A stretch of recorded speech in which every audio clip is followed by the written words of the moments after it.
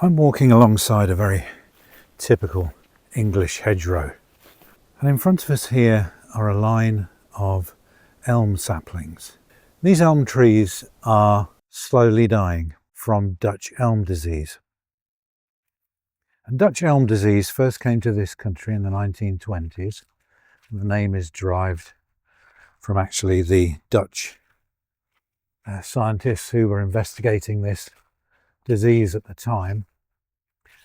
And the disease is a fungal disease carried by beetles.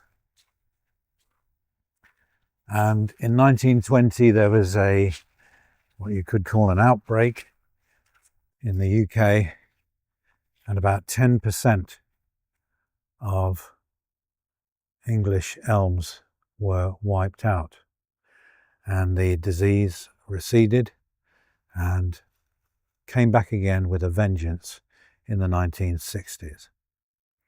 And by the middle of the 1970s, as I recall well, most of the mature English elms had been wiped out. Certainly by the end of the 1980s, there was hardly an elm standing.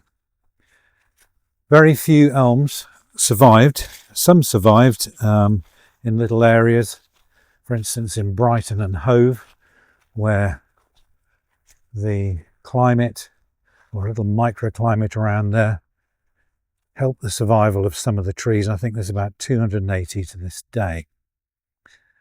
And all in all, I believe there's about 400 elms surviving in England and Wales, and around 150 in Scotland.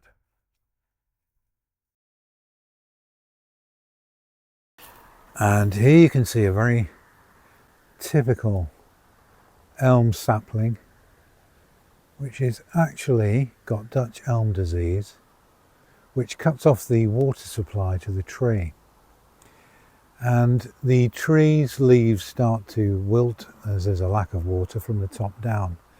And this tree is extremely typical of an elm sapling actually dying from the disease. And as you can see, there's a sapling next door which is not quite so badly affected as yet, and the leaves at the top there are still reasonably bright. But this tree in front of us here is dying from the top down. We're in a little coppice at the end of a long hedgerow, and here is a very typical sight.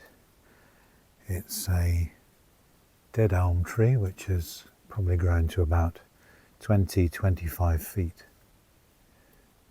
and it's been dead quite a few years by the look of it, and the bark is peeling off,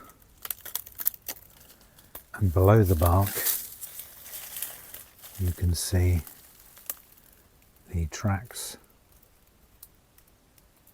of the larvae of the elm bark beetle.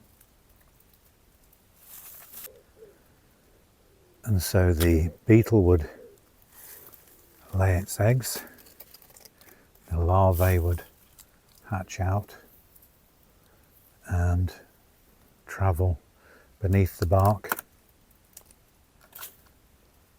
and the tree would become infested with a fungus.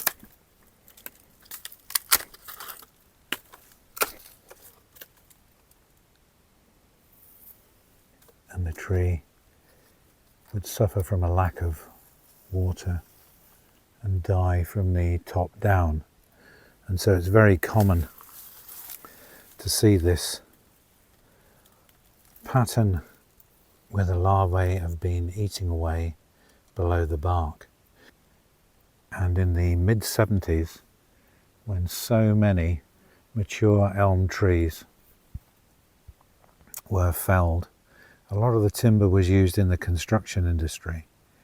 And I've certainly been in houses where I've observed planked up timber or cut timber, constructional timber, which has had this pattern on it, which is such a distinctive pattern of the elm beetles larvae.